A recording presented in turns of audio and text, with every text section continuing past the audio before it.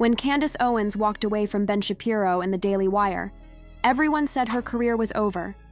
But what happened next shocked the entire conservative world, and it's way darker than anyone expected. The self-proclaimed queen of controversy has made headlines once more, and this time, her actions seem to carry a darker edge. By 2023, Candace Owens had already become one of the most polarizing figures in American media. For years, she thrived on contradiction, a Black conservative woman who regularly challenged both liberal orthodoxy and her own political allies. Her sharp wit and unapologetic delivery earned her millions of followers across platforms, but also relentless criticism from nearly every side of the political spectrum. Whether discussing race, gender, or international policy, Owens had built a career on disruption, and disruption, it seemed, was her brand. So when news broke that she was leaving the Daily Wire, a conservative media outlet co-founded by Ben Shapiro, the reaction was swift and divided. The split shocked many within right-wing media circles, where Owens had become one of the network's brightest and most combustible personalities. To her supporters, it was a natural evolution, a bold woman breaking free from corporate control to chart her own path. To her detractors, it looked like the end of the road, proof that Owens had finally burned one bridge too many. The Daily Wire had been her stage for years, providing not only a massive audience but also legitimacy within mainstream conservative thought. The company's co-owner, Ben Shapiro, was a powerhouse in his own right, a skilled debater, fast-talking political commentator, and one of the most recognizable voices of American conservatism. Together, Shapiro and Owens formed a combustible duo. Their alliance worked, until it didn't. Beneath the surface, tensions had been building for months. Publicly, both figures maintained an air of professionalism, but ideological rifts began to show. Owens, whose style leaned toward populist firebrand rhetoric, started to clash with Shapiro's more traditional and policy-driven approach. She spoke to emotions and identity, while Shapiro spoke to logic and structure. Their worldviews occasionally overlapped, but their delivery, and perhaps their ambitions, did not. By the time 2023 arrived, those cracks could no longer be concealed. Rumors circulated across social media about disagreements behind closed doors, over editorial direction, over messaging, even over the boundaries of what was acceptable speech in conservative media. Owens, known for testing limits, seemed increasingly restless under the constraints of institutional oversight. Her departure was swift and dramatic. Though details of her exit were never fully disclosed, insiders described it as a mutual separation, a diplomatic phrase that often masks deep creative and ideological conflict. To the public, it appeared as though Owens had been forced out, or perhaps had chosen to walk away before being silenced. Either way, the narrative quickly took on a life of its own. For a moment, it seemed as if Candace Owens' career might finally be over. Without the Daily Wire's platform and production power, many wondered how she would sustain her influence. After all, the media world is littered with personalities who soared high on controversy, only to vanish once the spotlight shifted elsewhere. But Owens, ever the strategist, had other plans. Rather than retreat, she repositioned. She turned to the very tools that had built her: the internet, independent broadcasting, and direct-to-audience engagement. Within months, she relaunched her own podcast and digital media ventures, cultivating a new brand image, freer, edgier, and more unfiltered than ever before. Her messaging also began to evolve. Freed from the editorial boundaries of a major outlet, Owens started tackling global topics, including the fraught relationship between the US, Israel, and Palestine. Her commentary became more provocative, reflecting a larger shift happening in the online conservative world, where younger audiences were growing increasingly skeptical of traditional alliances and foreign policy loyalties. Critics accused her of pandering to populist resentment. Supporters saw her as finally speaking without restraint. Either way, her voice carried weight. Owens understood that in the modern attention economy, outrage is currency, and she knew exactly how to spend it. Her public split from Ben Shapiro, himself a symbol of establishment conservatism, also became part of her narrative. To many viewers, their fallout symbolized a deeper generational divide within right-wing politics. Shapiro represented intellectual conservatism, rooted in structure, policy, and defense of traditional institutions. Owens embodied the raw viral populism that thrived on emotion, rebellion, and spectacle. Their divergence reflected a larger cultural transformation, one that has reshaped how political media operates in the digital era. For her audience, Owens's independence was proof of authenticity. She positioned herself as a truth-teller, someone willing to challenge even her own side when necessary. Her departure from the Daily Wire wasn't the end, it was a rebirth.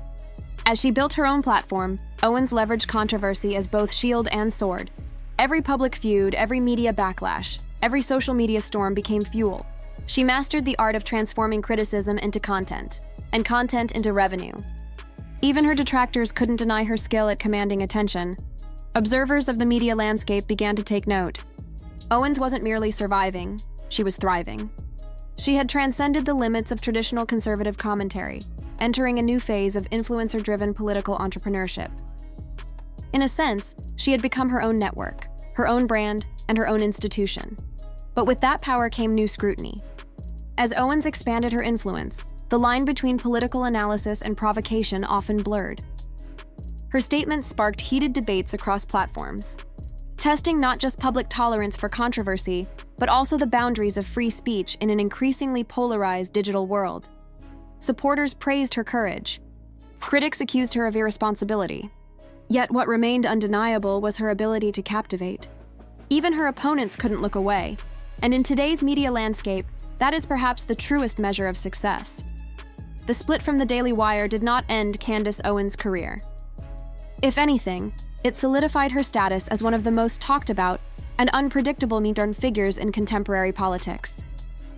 What many assumed would be her downfall instead became the catalyst for her reinvention.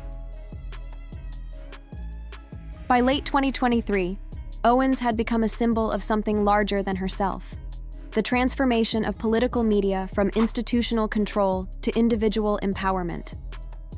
Her story revealed how influence had shifted, from newsrooms to smartphones, from editorial boards to podcasts, from centralized authority to the chaos of the algorithm. Love her or loathe her, Owens understood the moment better than most. In an era where attention is the ultimate commodity, she had mastered its economics. Her controversies weren't missteps. They were strategies. Every argument, every cancellation, every viral moment was another step in building the Candace Owens empire. And perhaps that is the ultimate irony of her supposed downfall. The very forces that were meant to silence her, the backlash, the breakups, the corporate exits, only amplified her voice. She had learned how to turn scandal into sustainability, friction into fame, and critique into credibility. As the dust settled on her departure from the Daily Wire, one thing became clear: Candace Owens was no longer just a commentator. She was a movement unto herself, unpredictable, polarizing, and entirely self-made. And whether you agree with her or not, her evolution signaled a profound truth about modern media. In a world where controversy drives clicks and conviction drives loyalty, independence might just be the most powerful platform of all. Talk to just sort of where it's at now. She's free to do whatever she wants to do, to be wherever she wants to be. When it comes to the hosts on the Daily Wire, obviously, everyone is able to say what they want. Nobody ever comes to me and says, you can't say X. Nobody ever says that to Walsh, and no one ever said that to Candace. But the reality is that there is an Overton window at the Daily Wire. Obviously, there was a non-meeting of the minds. That's pretty much all I can say on this. Daily Wire has a very strong editorial. When the controversy around Candace Owens first surfaced, many critics and commentators mocked her situation, assuming her media career was over. Yet, against all expectations, Owens managed to turn the moment into an opportunity to expand her influence.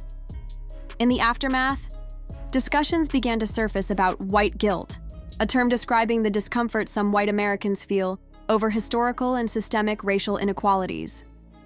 Owens used this broader conversation as a springboard to address what some have called Israel guilt, a perceived societal pressure to prioritize support for Israel, particularly within conservative political spaces. This dynamic came to the forefront during the renewed conflict between Israel and Palestine, which shifted public opinion and media narratives. Owens, capitalizing on this emotional and divisive issue, began focusing her podcast and public commentary on criticizing Israeli policies and advocating for Palestinian rights. Her stance resonated with other controversial online figures such as Nick Fuentes and Andrew Tate. sparking widespread debate across digital platforms. Around this time, the unexpected death of conservative activist Charlie Kirk drew even more attention. Kirk, who had been a vocal supporter of Israel through his organization Turning Point USA, reportedly faced tensions related to donor expectations and foreign policy positions. After his passing, speculation and public commentary ran rampant, with some accusing Owens of exploiting the tragedy for media attention. As conservative figures like Ben Shapiro and Tucker, Carlson began publicly disagreeing over Kirk's legacy and their own ideological divides. Owens released new content that further deepened the conversation and the controversy surrounding her. Just so anti-Charlie, it's unbelievable. And it is simply a fact, which I feel comfortable sharing now, that Charlie and Ben Shapiro did not get along because Charlie found out that Ben was operating behind the scenes to stop him and sort of hinder the growth of Turning Point USA in our early days. And I have only about 80 to 150 text messages from Charlie to that effect. This is not a debate, by the way. This is a fact. So challenge me to share the messages. In recent months, Candace Owens once again found herself at the center of political controversy, this time over the release of what she claimed were private text exchanges with the late conservative activist Charlie Kirk. Owens suggested that these messages revealed tensions between herself, Kirk, and commentator Ben Shapiro, her former colleague at the Daily Wire. Screenshots circulating online appeared to show Owens and Kirk discussing Shapiro's influence and rivalry within conservative circles. However, digital analysts and skeptical followers quickly pointed out inconsistencies in the screenshots' formatting, from message, bubble design to font spacing, leading many to believe that the texts may have been fabricated or altered. Despite doubts about their authenticity, the posts reignited debates about personal conflicts within conservative media. Critics accused Owens of using Kirk's death to draw attention and fuel her ongoing feud with Shapiro, while her supporters argued that she was exposing internal power struggles and ideological hypocrisy. Following the uproar, reports emerged that Shapiro's YouTube channel had lost a noticeable number of subscribers. While some attributed this to shifting political loyalties and growing audience fatigue, others viewed it as part of a broader trend in right-wing media, a divide between traditional pro-Israel conservatives and newer voices, challenging those positions. Observers have noted that within online conservative spaces, foreign policy discussions, especially regarding U.S. support for Israel, have become increasingly polarizing. What was once a largely unified stance has splintered into competing narratives, reflecting a generational and ideological shift among influencers and commentators. In this changing landscape, figures like Owens continue to harness controversy as a form of currency, navigating a delicate balance between activism, media strategy, and personal brand building. The question that remains is whether such tactics will sustain influence or deepen divisions within an already fractured movement. As online discourse continues to heat up, digital creators like Candace Owens are not just driving conversation, they're also driving revenue. Platforms such as YouTube, X, and Facebook benefit immensely from the engagement that these polarizing figures generate. Some argue that banning them for controversial opinions would only amplify their influence by feeding into claims of censorship. From a strategic standpoint, Owens and her circle of content creators seem to understand how to use attention, whether positive or negative, to their advantage. Meanwhile, conservative commentators who have challenged her, including figures like Brandon Tatum, have found themselves drawn into public disputes that appear to strengthen her visibility rather than weaken. What's striking is that Candace Owens' influence has not only survived her departure from the Daily Wire, it has multiplied. Rather than fading into the background, Owens reinvented herself as a fully independent brand, financially self-sufficient, strategically audience-driven, and fiercely unapologetic. Her followers, a coalition of conservatives, populists, and disaffected centrists, view her as a rare figure who speaks freely in a media landscape they believe has become overly curated, overly cautious, and ideologically sanitized. Since stepping away from the corporate structure of the Daily Wire, Owens has embraced a model that mirrors the future of digital commentary, one powered by direct connection to the audience.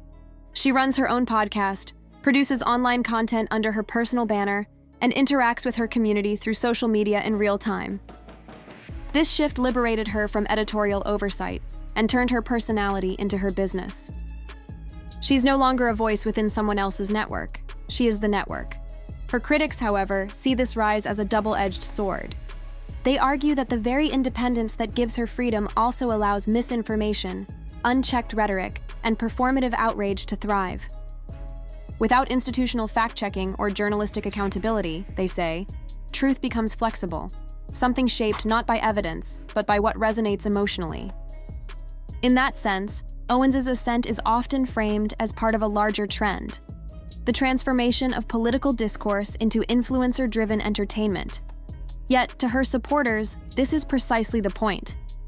They see her success as a rebellion against gatekeeping, a rejection of elite control over who gets to speak, what opinions are acceptable, and how truth should be defined. Owens's willingness to challenge both left-wing and right-wing orthodoxy makes her appear fearless in a time when many public figures are cautious to a fault. To them, she represents freedom from the suffocating sameness of establishment media. The paradox, of course, is that Owens has built a career questioning institutions while simultaneously becoming one herself.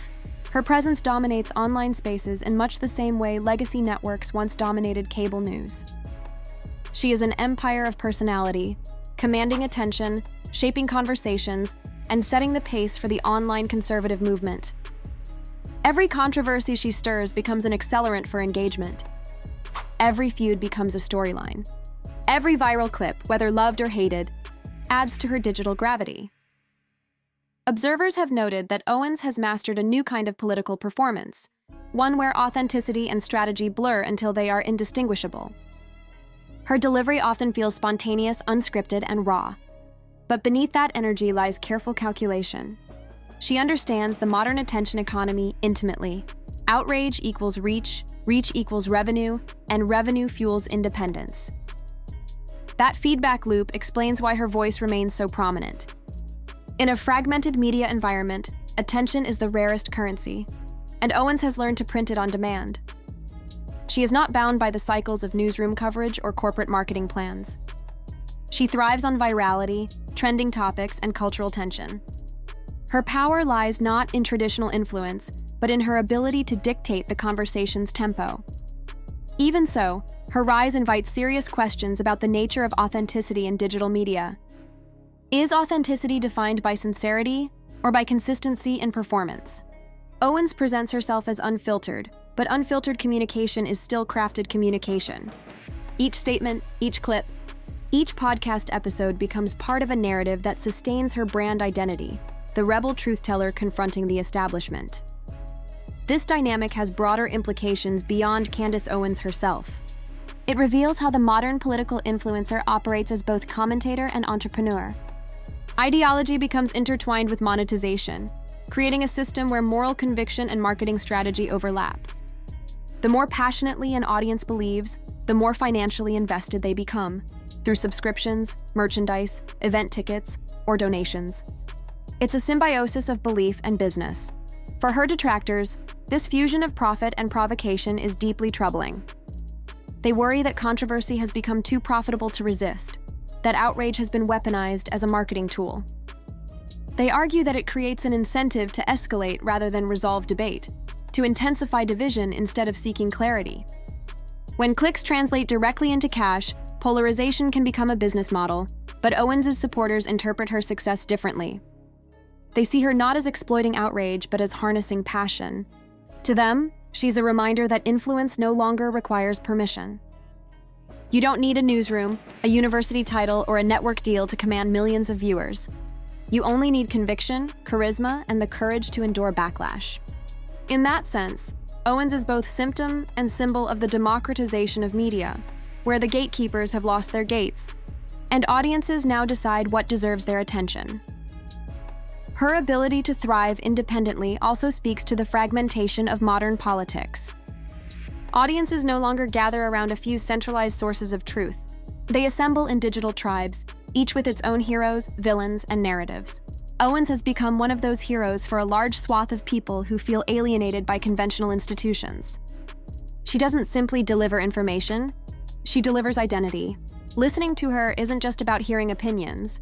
It's about belonging to a community that believes it sees through the illusions of mainstream discourse. That emotional connection is powerful. It's also why Owens is able to recover from controversies that might end other public figures. When her statements ignite backlash, her followers rally to defend her, not just out of loyalty, but because they view her as standing in for themselves.